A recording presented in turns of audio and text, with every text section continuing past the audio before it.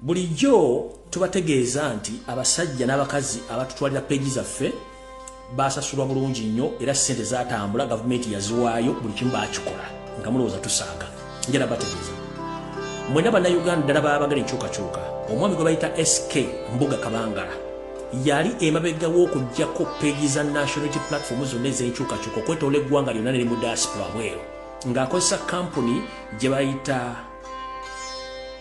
Atrock. Kampuni eno gye bayita Atrock ye kampuni ebadde emabega w'okujjako emikutu gyaffe gyonna n'okugitwala page eno kampuni ya Mbuga naye nga yaweebwa omulimu gavumenti yayo ssente bahabula otabasula mutano wa kalekezi iyo kampuni gy'ayitamu bwe yafuna bakafulu mu kuhaakinga n'okukola tekinologi ow'ekika ekya waggulu iyo kampuni ya Sk Mbuga gy'akozesa okuhaakinga eggwanga lyonna n'okuba nti bakola ebintu ebyo kati omukulu ono Sk Mbuga nga tuyingira ebyokulonda ne kampeni zonna yose yagala nnyo okukozesa abagwira ne balimwa system olw'okuba nti yalina abaana n'ateekawo kampuni ekuba nti ekola ebintu bino era ne bakkiriziganya omuwa omusimbi mungi gwe baamuwa naye omwami ono baamuwa ssente okuddukanya emirimu egyo n'okusasula ssente zino yagana osasula banne abasobodde okulinga information n'efuluma kanjala basomera document zino gabanje bavunira emu ku emu mulyoke mutegeere nti bulijjo tubagamba nga temutegeera tugenze mu maaso in a Soviet State House Entebbe nga 14 October 2022 received and legal department nginakuza omwezi 14 omwezi ogw'ekumi mwaka 2022 mu kitongole eky'ebyamateeka mu State House ebbaluwa eno yafunibwa nga beemulugunya ku lw'abannaabo okubbibwa ensimbi zaabwe ku mulimu gye baakola okutwala peegi n'okutigomya n'okutrackinga bannayuganda bakwata ku mitimbagano gyabwe nga tebabawa ssente esoma bweti on behalf of the team Amanya Peter Mugasho Ricolin and others nga 13 October omwaka 2022 essimu zaabwe kwe ziri waggulu awo ne bawandiikira bati bagamba eri omukulembeze w'eggwanga Yosenti Bahabula Otabasole mutano wa Kaleseri temuzizidde ensanga bisibe mu kasanduuke k'amabaluwa namba 2549 era nga bagamba nti mu State House Uganda ne bagamba nti simanyi ow'ekitiibwa nze gwe simanyi kuno okwemulugunya kwabwe kusinziira ku nsimbi ze balina okufuna ku mulimu gwe baakola era gwe baakola ddala bagutuusa tugenda mu maaso nagambye ngera gye basomera nga bwe gye bavunulira. We are the original authors of the online repatriation repair proposal letter that we wrote to clean Uganda's repatriation online and post-election period, which was submitted by a Mr. Suleiman Kabangala Mbuga Sk on her behalf to your office, where we were entitled to get 40% of the total budget and annual service fee. Feke nyini fewa nakabala abawandiika ebbaluwa n'okusaba kwaffe mu ngeri y'okukolamu emirimu egy'okutereeza n'okuzoganya eri abo bonna abakola emirimu gy'okuzoganya gavumenti ku mitimbagano era nga kino tukikoze okuva lwe twatandika nga tugenda mu kampeyini n'okutuusa kampeyini nga ziwedde era nga empapula zino twazikwasa Suleiman Kabangala Mbuga eyaweebwa ssente ku lwaffe era nga buli muntu yenna eyakola omulimu guno yali ateekeddwa okuweebwa ebitundu 40 buli 10 ku ssente ezaali zikoleddwa mu nteekateeka wa mu mbalirira ey'okukola omulimu guno gwe twakola tugenze mu maaso. A lot of work was done to achieve the goals we set, but to our disappointment we have not received any fund for the services rendered. Emirimu mingi gyakolwa era na bingi byavaamu okusinziira ku biki ebigendwa ebyali naye twafuna okwennyamira nti ensimbi ze twakolera tezaafunibwa okusinziira ku egyo okusinziira ku biweerezebwa bye twaweereza okutuuka okumukulonda n'okuva mu kulonda nga tumaze okuba nga tukiwunzika.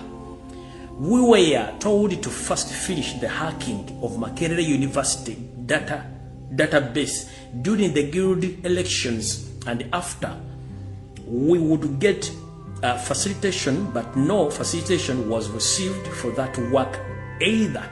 Tugenze maaso twategeezebwa mu kusooka tusooke tumalirize omulimu gw'okuyingira mu database oba mu tterekero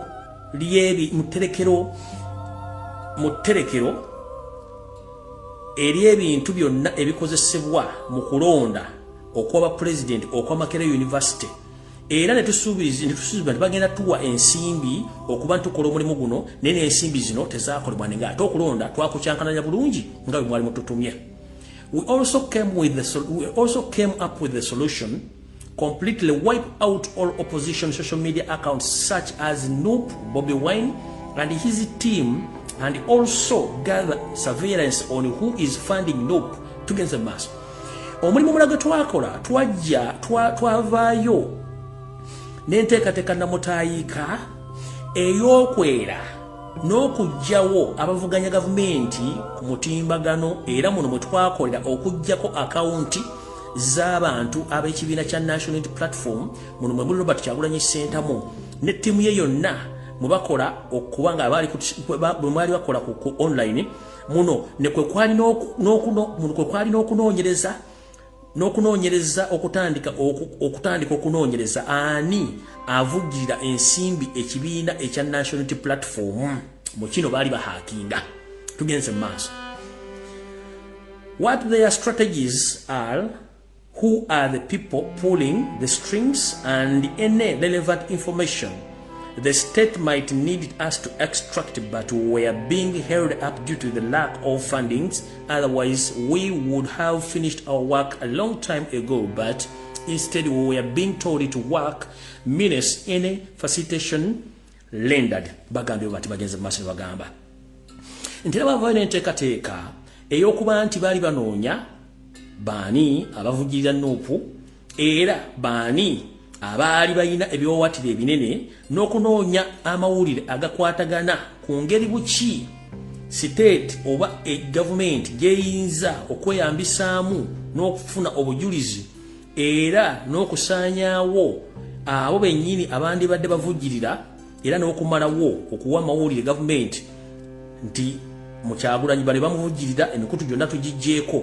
era omulimu guno bandibadde bagumala dda ne bagukwasa Yoseeri n'olwokuba nti bano tebaweebwa nsimbi zimala okutuukiriza obuvunaanyizibwa buno. Tugenze maaso. We are the team that has been hacking a lot of anti-government people social media accounts, and we are still doing work more behind the scenes.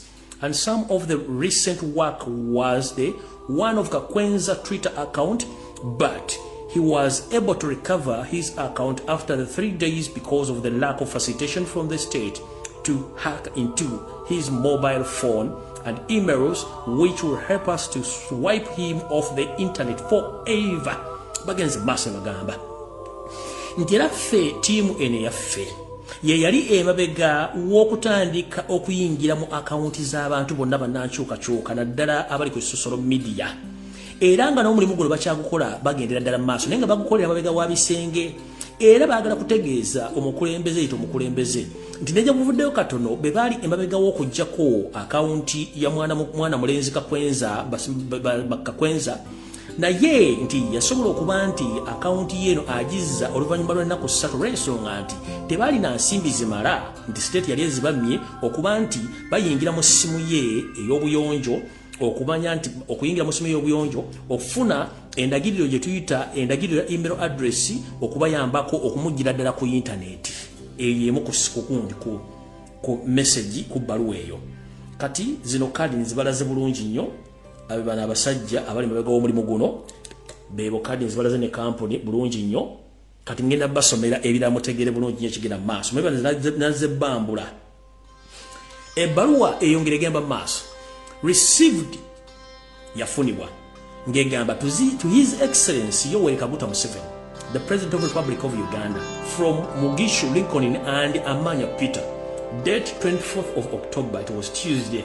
Dear Sir, complain about the non-received payments and facilitation for the work we did for His Excellency, the President of the Republic of Uganda, and proof of work. Tugenze maaso baluwa ndala yino mutegere bulungi. State House PO Box 25497 nga 2 October mwaka 2022. Sulaiman Kabangala Mbuga, Chief Executive Officer, Atrox Security Company Kampala. Ulibe mbaga. Ulibe mbaga. Kati Sulaiman Kabangala neno jitwale mwe munyampa nyo mujera munyampira yapira kupegiza aba neno jitwale. Neno jitwale. ene baluwa eringi balaze nagiba posting yala ngiba soke ngi balage mwagirabye dda niyo nagiba tayiddeyo ku mutimbagano then kadi muzirabye neno mugira kati naje ngendo basomera nayo mugirabye kati kamba somere eno mugirabe bulungi nnyo mugirabye nayo mugirabye kati kanji basomere no muwulire embaga eno kampuni ya Mbuga ekola mu kuhackinga bagiyita Sulaiman Kabangala Mbuga yeyita Sulaiman Kabangala Mbuga the chief executive officer Atrox Security Company Kampala complained about non-payment for the work by cyber security experts.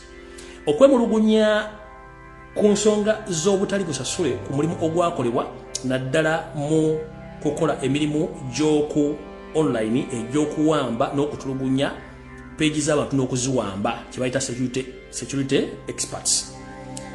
Tugenze maaso the above reference Nagamba, His Excellency the President has received the petition from the experts of the cyber security complaining of non-payments of work done under your company for the state. Bano zabali bamuddamu. Nti sebo mukulu nanyini company eno nti yayita omukulembeze ebbaluwa yo eyemulugunya ku nsimbi ezitafuna ku mulimu ekyakola security ebbaluwa eyemulugunya ku mirimu egyakolebwa abeyita bakafulu aba cyber security company ngekulibwa Sk Mbuga olwokuba nti babasasula ku mirimu gyakolebwa. Tugenze maaso. The member complained that they handled to the top secret work for the government and were to be paid by you. They claim that the information that you received, part payment from the State House, Lola oba kyandibaddenga katugamba nti wali lusina kyo yabe yali agola ki akyali what akyali nga ye State House controller wano bakiwandiise bakiwandiise kiri comptroller oba nga yalinga controller funding ensimbi zebazisasula and you have not limited any ceiling to them. Bano bagamba nti okusinzira kwemulugunya kw'abano abantu okusinzira ku mirimu gye bakola eri government era nga bagamba nti ku ssente zasasulwa bo tebafunangako nsimbi okusinzira ku mulimu gwe bakola ku nsimbi ezava mu State House okuva ku ono akulira ebyensasula mu government mu State House nti tebafunako nsimbi zonna ezasasulibwa.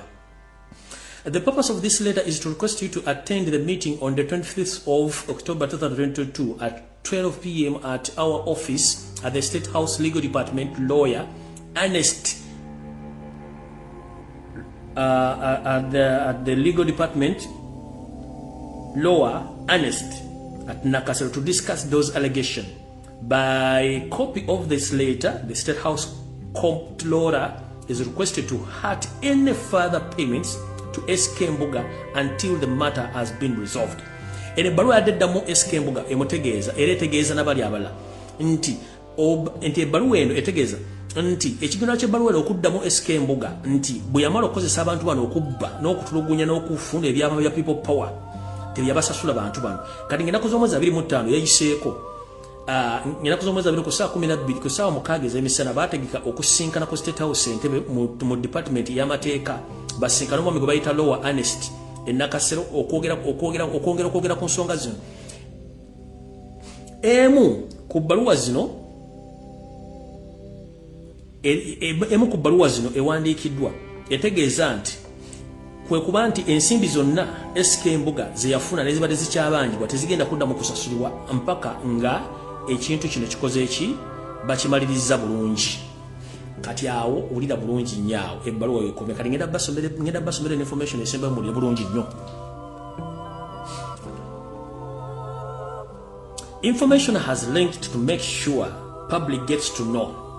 Amawulire gano gafulumiziddwa mu ngeri y'ekyama ng'era bano baagala ensi emanye kiki ekiri emabega w'ekintu kino.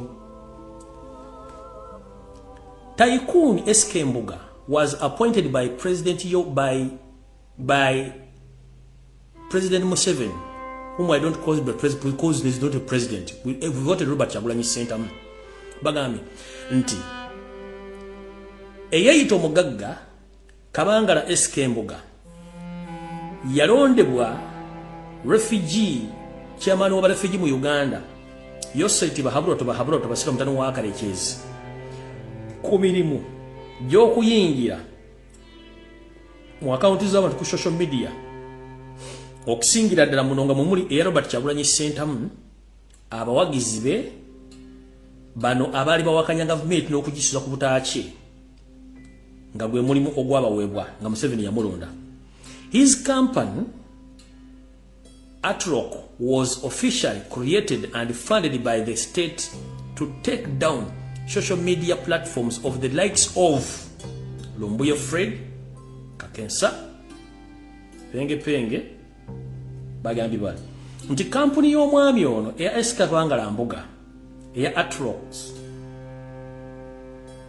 mu butongole yatandikibwawo era ensimbi ne zigibwewa nga emirimu gyayo negikolera ng'esinziira ku mateeka ga refugee camp ekulibwa refugee chairman wa refugee mu Uganda Yoseti bahabulwa tabasira mutano wa Kalekezi okugenda okufeffetta n'okussa wansi emitimbagano gyonna egyabo abantu abavuganya gavumenti kuno kuli Kyagulanyi abantu bonna bakola nabo nga kwe kuli n'ono yennyini ayogera Lumbuye kuno ndabyeko Kakwenza ndabyeko Pembe tugenze mu maaso.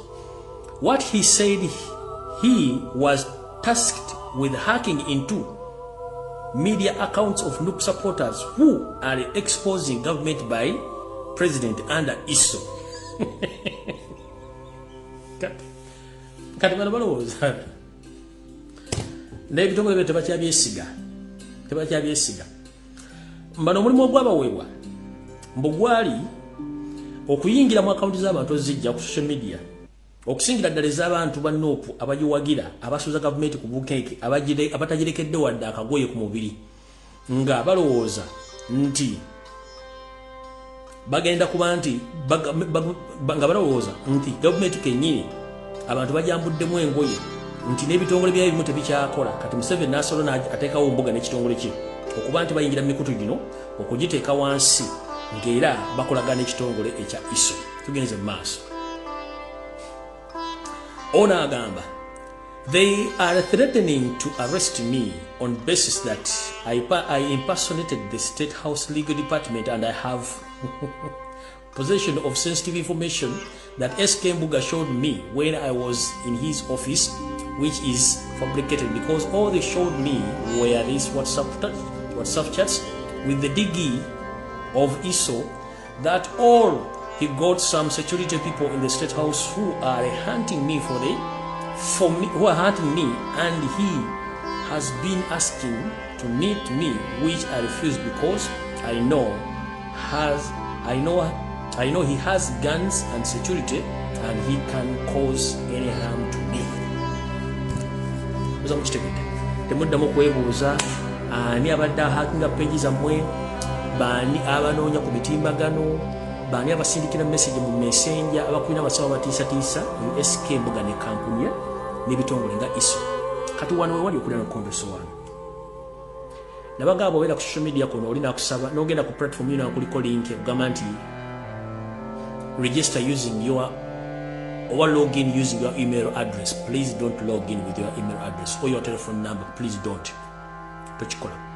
Omuntu era ajja mu messenger nakukubira bana akubuuzaako nga akugamba ku bya struggle. Please waliwo ka option kali block mu blocking.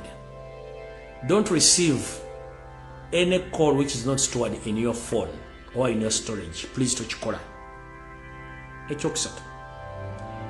Accounts zammwe muzibeereko nga ziriko ebintu bino wammanga naddala balina pages. Gwe kennyini bw'oba olina page okuyita mu page okozesa account yo, making sure nti account yo eri secured with 3 bagiyita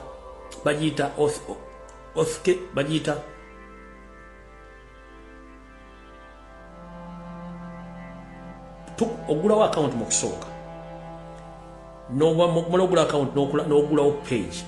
Ne bw'ogulawo page ebeera associated ku account yo, kati basobola okuhakinga nga basinziira ku account yo baleko batwale page kati bwetuyingira mu Facebook account mubeeramu logins obakulaga nti ono gundi yayingiridde wano ono yayingidde mu simu yo oba yayingidde mu account yo kati tulina kye tuyita authentication tulina kye tuyita pronunciation yakyo sinyangu naye nga bw'otuukaawo mu settings waliwo bakusaba enamba y'essimu n'ogiteekamu bw'ogiteekamu neekulaga nti kati eno enamba esitowalingiddwa mu security system ya Facebook nti omuntu bw'agezaako okuloginga in bakusindikira code ejja ku ssimu yo ku message ku normal message gy'oteekamu okuddamu okuyingira mu Facebook account yo authentication bagiyita authentication bagiyita authentication bw'oyingira mu system eri mu security mu settings bagiyita authentication so mu authentication mwoteeka enamba y'essimu ng'ogirinanga eri registered bulungi nnyo so omuntu bw'agezaako okuyingira mu account yo Facebook ekusindikira message ekuwa code zibeera 6 digit numbers zoddamu n'oyingiza muli bagiyita code login with the code which was sent on your telephone number through the other corner of the security logins gye bayita authentication kati eyo bw'omala ogikola n'ogisetinga toekamu enamba yo ng'ogikozesa ku account yo wano ekyo bumaze okisetinga bulungi nnyo bw'ogenda ali mu logins on'okwetegereza essimu yo gy'okozesa oba kulaga ekika ky'essimu ky'okozesa wawuwa logingidde in bw'osangamu ng'essimu erimu siiyo n'omuntu ekitundu we yalogingidemu nga siiyo manya tibatandise okuhaaka kati bwe tugenda ku page ng'omaze okuleetinga page eriko admin gw'osobola okwejjako wa administrator n'obw'omuntu omulala naye making sure nti page yo eriko kye tuyita business account bw'ogula business account kitegeeza nti bw'ogula business account olina okubeera ne website kati bw'obeera ne website olina business account teri muntu agenda claiminga a page yo but the moment olina business account ku Facebook nga tolina website kigenda kwanguyira nnyo Sk Mbuga okutandikiramu account yo nga teyina authentication ziri wasindikira code okuddamu claiminga page yo nga akozesa akulietinga account n'akulietinga business account kati n'akosa business account eyo ng'ategeeza Facebook nti business account yange eri manya gano nze nannyini page eyo Facebook olw'okuba nti tolina business account Facebook egenda kukwata page ejiwe Sk Mbuga ne company ye batwale page ye abo batuwa hacking okutumalako ne batwala page zaffe zikubanga we lack business account tetulina website abasinga obungi temuteekamu ssimu kati abo bakolera system ye babaha ng'okola ki so njera kugamba nti beera ekisooka bw'obanga olina page olina okubanga olina website kyekisooka olina business account ya Facebook business account eyo bw'obanga olina teri asobola kuhakinga mu page yo kubanga abantu bakosanga system ya claiminga page ezo nga bakosa business account zaabwe era nabalaga nga omuntu yajjanga yeyitanga Kakwenza media naye nga si Kakwenza oli waffe oli yeyitanga Kakwenza media kati nga business account ye agifula Kakwenza media naye nga olwede amaze okulietinga admin ng'ali manyaga page eyo yennyini gyagala okutwala byasubmitinga ku Facebook ngemukwasa page nga bwekituukira ku makya nga bapostingako bintu birala Facebook ngetekako bintu ngemuwanga atwala ng'atandika kupostingako blue movie batekako bintu nga bakola ebintu ebyo so yo Sk Mbuga gwemijja badde akola tuza bategeeza bulungi nnyo mukitegedde bulungi nnyo so banga olina Facebook account please making sure ng'ebintu byonna obikola ng'obitereeza bulungi nnyo teri agenda kuhakinga mu page yo mukitegedde bulungi teri agenda kuhakinga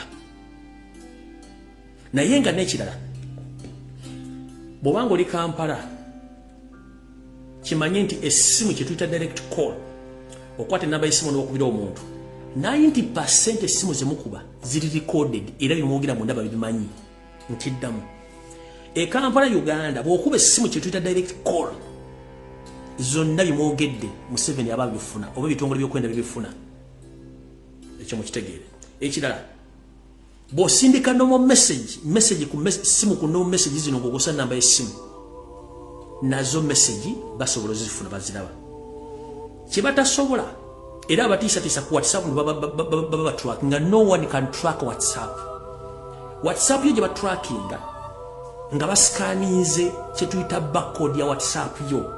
From there and then basobola okuhackinga ne bamanya kyokola ku WhatsApp. Ekirala, abantu bennyini abakola mu ministries, abakola mu government parastated bodies, abakola mu state house wa mu police, abo it is very easy for them obahackinga n'okumanya ebyo kibakola mu WhatsApp. But bw'obanga oli muntu wa bulijjo ng'essimu yo tebagihackingangako oba tebahackingangako WhatsApp yo, nobody can listen to your conversation. Kebere essimu, kebere normal message yosindika mu WhatsApp, nobody, kebere voice note, no one.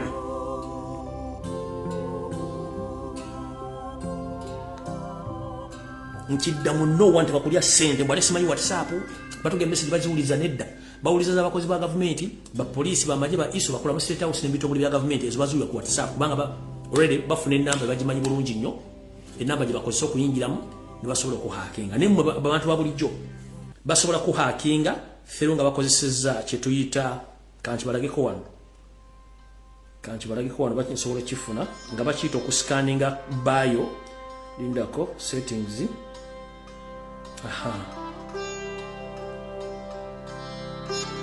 The moment omuntu yenna kabere baawo kabere mukazi wo asobola okufuna messages zonna kasita akola ekintu ekyo, eyo barcode eyo nagiscanninga, eyo kasita agiscanninga bwati nagifuna, eyo barcode gye mulaba ku WhatsApp eyo. Buli kintu kyonna, buli message gy'otayipinga n'omuntu yenna oba voice note egwa mu simu tutu kasita scanninga kino, ekyo tuyita barcode ya WhatsApp. Kasita giscanninga oba owedde buli kyonna ky'okola, eyo gye bayita barcode kasita giscanninga n'agifuna. Ne oba oli mu America, ne oba oli mu Bungereza, ne oba oli mu Guyana, ajja kufuna buli kyokola ku WhatsApp. Eyo kasita bagiscanninga oba owedde oba voice note oba okubya essimu oba message z'otayipinga, buli kimu aba akiraba ati. Buli kimu aba akiraba. Nkitegedde bulungi. Naye abanga tebascanninga nga barcode ye, kitegeeza nobody can track you on WhatsApp. Ekirala ng'afundikira. Omuntu yenna ng'olina smartphone ye Kampala, ng'oli political activist, buli okera ku ssimu yo sooka oggyeko ekintu kye tuyita location.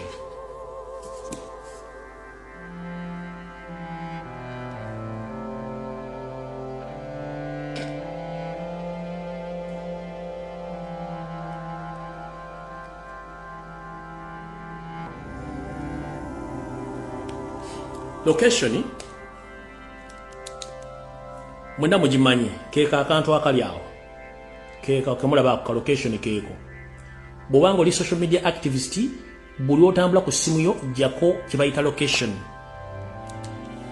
Olw'ensonga location tulina kye tuyita GPRS, Global Position System. GPRS nti omuntu asobola gikozesa n'amanya exactly wa wooli ng'akozesa omulongooti oguli awo. Asobola okumanya w'oyimiridde mu kifo wooli era asobola okutuukako ng'akozesa GPRS.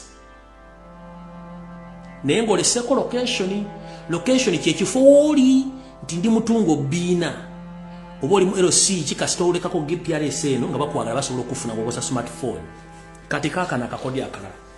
Bw'obanga oli social media activist ng'oli ng'oyagala nkyukakyuka, please essimu yo emanyikiddwa ya public togiteeka mu smartphone. Funayo akasimu kakatooki, kubanga katooki tebasobola gitrackinga. Nobody can track a katooki. Ne zino smartphone obanga atudde ku kabuyonjo, smartphone they can track you anywhere you and bojjako eryanda bajja kutrackinga, naye katooki tebagitrackinga.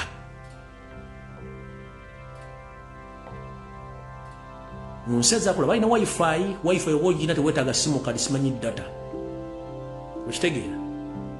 Naye nga muggyeko location, essimu zammwe zimanyi nti yakyama nga basobola okukola locatingirako, kozesa katooki location giggyeko. Nzoba otegedde bulungi nnyo. Saagala muntu agenda babuzaabuza mbu ate simanyi WhatsApp. No, WhatsApp abakozi ba state house abakola mu ISO, mu CMI, mu police, bitongole, they can track you through WhatsApp kuba essimu zamba zirina baba basobola okukikola. Naye individual, nobody can track you unless nga basikaninze WhatsApp yo, kabere baawo, kabere mukazi wo, kaberani, anyone can track you nafuna messages zonna nga bwezibozi. Buli muntu yena kuwandikira message. Ono omwami oba omukyala asobola okufuna kasita bakusikaninga bba eyo. Contact zonna ezikusindikira message, video ezikusindikibwa, voice note byonna afunako copy the moment kasita scanning bba eyo.